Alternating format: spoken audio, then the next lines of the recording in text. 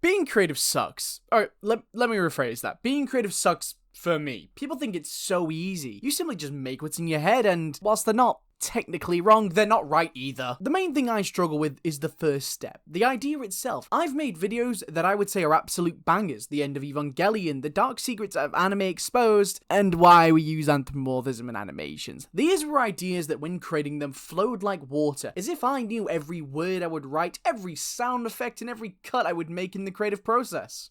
The annoying thing about that is it feels impossible to come up with another one. At the time of writing this script, my last video was 4 months ago. I got a new job, hired a personal trainer, started a new series of shorts called Tiny Experiments where I just do things without an end goal. And yet, in all that time, in all those experiments and new experiences, I hadn't made anything. Every time I look at my channel, I feel this looming sense of dread that the longer I wait to make a video, the worse it's going to perform, the less happy I'll be when it's done. The night before writing this, I sat on a call with my best friend and vented a little about how I wanted to go back to making things for fun, not for results. I wanted to go back to making things that I wanted to see, and not what others wanted. Creativity is a very artsy-fartsy thing. People think being an artist means you're sensitive and emotional. That statement isn't wrong. When creating something that you're flowing with, it feels effortless. You feel on top of the world. You feel... But when I'm not, and when I'm not in that state, I simply feel numb. And sure, there are things to distract me from that feeling. My job, my friends, family, games, doom scrolling. But when I'm alone, in the hours between showering and going to bed where I have nothing to do, I just feel numb.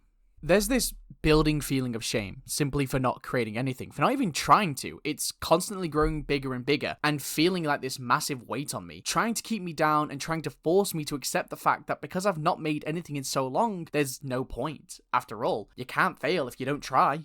Because no matter how good I think an idea is, I get overwhelmed with everything that comes attached with it, especially with YouTube videos. People think YouTube videos are simple as idea, script, refinement, record, edit, and post, and yet... they're not, and they are. What I struggle with is I think of everything at once. I'm coming up with the idea, I'm thinking about how I'm going to edit it. What's the script going to be like? What do I say? What should the thumbnail look like? What do I title the video? What music? What footage? What's this? What's that? In a lot of videos about how to be a better YouTuber, they often say you should have everything planned out from the start of the idea. And I think that's dumb, because it's overwhelming, or at least to me it is. I think that's what kills a lot of ideas for me, but what also does that is insecurity in my own ideas. What if my video isn't good enough? What if people don't like it? What if I don't like it? I get bogged down by all these negatives that end up creating nothing because it's easy to not try than to try at all. This is the issue with a lot of creative journeys for me. Whether it was in uni when I was studying animation or when I wanted to start making music, the sheer overwhelming nature of everything put me in this mindset of, I'll do it later, but when later came, I pushed it back more. Imagine that you're looking at a 10-foot wall, and on the other side of that wall is the end goal, or a project you want to do. If you are trying to get over it in one go, then it's nearly impossible. Now, if you break the wall down into 10 steps, then each wall is only a foot tall, and whilst you still have to move forward and get over it, it's a lot easier than trying to climb the 10-foot one. A book I've been reading that helped me with this issue a lot is the book Tiny Experiments. It teaches you that instead of setting big goals and life-changing that can throw everything up in the air and out the window, you instead set tiny experiments that tick off 3 boxes. First of all, they're time-bound, lasting around 15 to 100 days. Second, they're output-focused. You work on them either daily or weekly. And third, you start small and simple. You aim for slight improvements each time. Now, I'm not saying reading this book and doing these tiny experiments is going to help everyone that watches this video, but it's helped me. It's helped me lose weight, write songs, and now even write a script for a video. It helped me start. It helped me try things for this video I never would have done before. I mean, look at it. There's 3D models, textures, lighting, animations, and pictures. I never would have made something like this, but just doing a little bit every day allowed me to learn how to create a 3D model of my bedroom, texture everything, and how to create 2D animations over it. I even made a storyboard for it, simply by following Tiny Experiments method. And whilst I've got no idea what I'm going to make after this, it freed my creative side that has been trapped for a long time. Isn't that beautiful? I'm friends with a lot of creative people, and whilst I've been talking about myself, my struggles, and what's helped me, I asked them a couple of questions about their own struggles and solutions. And here they are. Not at all. Being creative is literally my job. And the only time I'll struggle with creativity or have some sort of block would be if I'm being overworked or underpaid. Sometimes. Definitely, if I'm having a day that, may come along after a long spurt of content creation, or after a long spurt of putting my energy into something, there can be little dips that I have that I do struggle to kind of create an idea for a post or an idea for content creation, whatever it might be, definitely does become a struggle. I'm always having different ideas and wanting to create new drawings, new animations, new products of creativity. But by the time I sit down in front of my computer with the free time to create all these wonderful ideas I've thought of, I end up just struggling to think about what I should actually do. I have so many little ideas and pieces of animations that I'd love to make that it becomes hard for me to dedicate myself to just one. And if I get halfway through a creative process and I think it's no longer worth it, the result is 15 work in progresses saved on my computer. Because I do it for a job, I tend to find I can turn it on when I need to. But I do think it's a resource that you have to manage. Think of it like a stamina bar, and if you roll one too many times, Ornstein and Smo, they're going to ruin your day. They're going to come after you. So you've got to know your triggers, I think.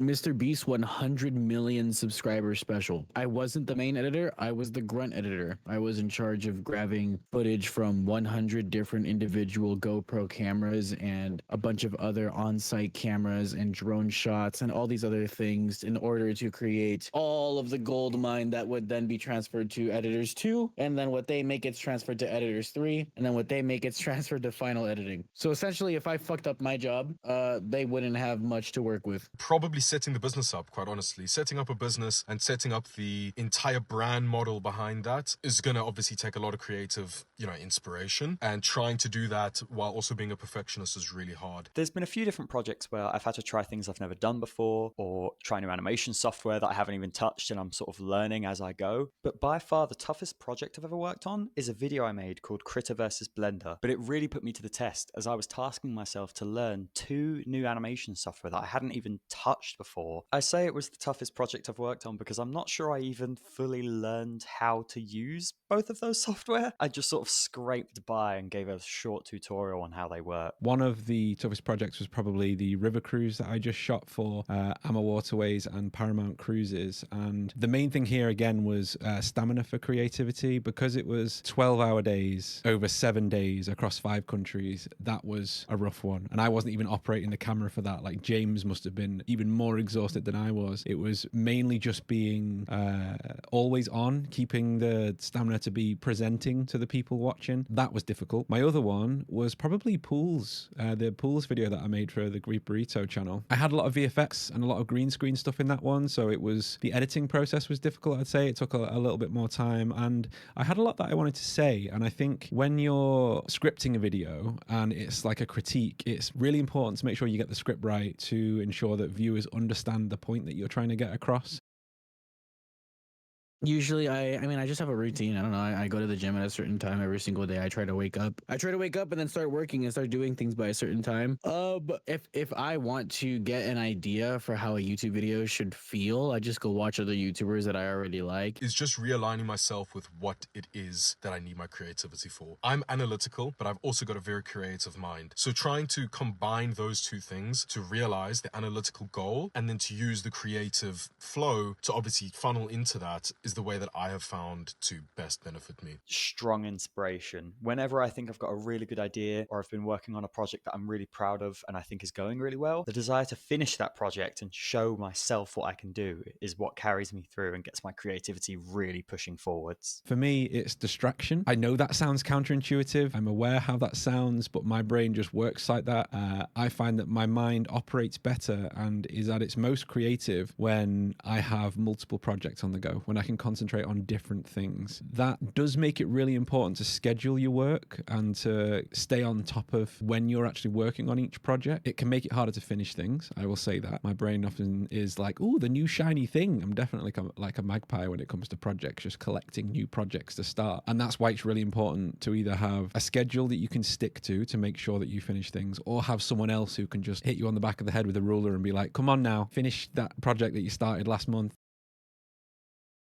Stop looking for advice. If you're scavenging the internet looking for advice on how to be a creative person, and you're looking for the be all end all hack to get you to be the most productive person on the planet, and you're maybe there's that one book on your Amazon wish list that'll get you there, you already lost. Okay, if you're trying to find out this one the big secret that nobody's telling you about on how to be the most creative individual you can be, you're not a creative individual. You're just trying to make an excuse to be. A real creative individual doesn't need to be told how to be creative. They just do it. It's really that simple. And people aren't ready to hear that, but I don't care about your feelings. If you overly think something, you are just going to push it further and further away. If you've got a goal, if you've got an idea that you're wanting to try and manifest in whatever way that be, and you need your creative juices for that, forcing it is only going to push the idea further and further away. You might get a little bit of a step forward, but you're only taking 2 steps back because you're pushing it so hard. And especially when it comes to creativity, it's not something that really is the way to do it.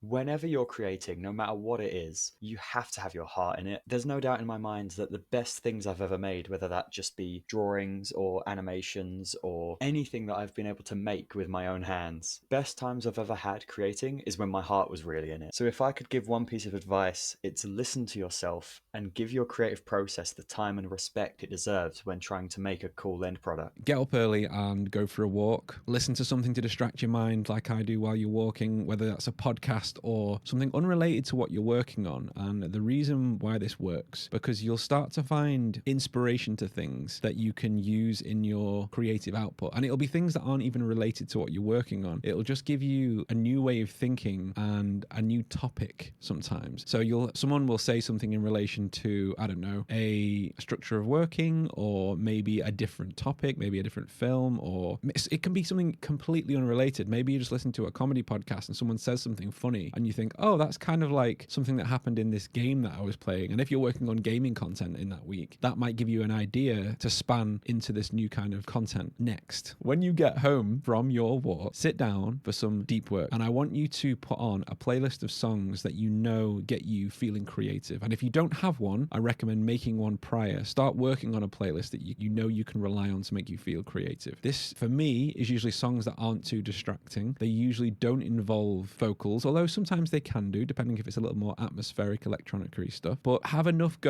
make sure the songs have enough going on that they make you feel creative, that they carry your mind through different waves of thinking. So they kind of guide you, but they don't have enough going on that they start distracting you. I like the musician Lorne, the Milwaukee sort of like ambient electronica artist. A lot of it's kind of moody and big reverby spaces, but there's enough going on and interesting rhythms that it just kind of unlocks something in your mind. It kind of scratches the right part of your brain. So that would probably be my advice for creativity. I hope that helped anyone who's looking to increase their creativity. If you want to drop me a message to chat about creativity, feel free. More than happy to chat. With everything I've learned about the creative process, breaking down and simply just trying things, there's one thing I need to get back to doing, and that's just making videos for myself. Things I want to do, things I want to try, things I want to see. Because at the end of the day, when you're trying to please everyone, you don't please anyone, especially not yourself. So I'm going to be selfish and focus on pleasing myself. There's a joke there, but I'm not going to make it. Anyway, enjoy however I end this video, and I hope to see you in the next one.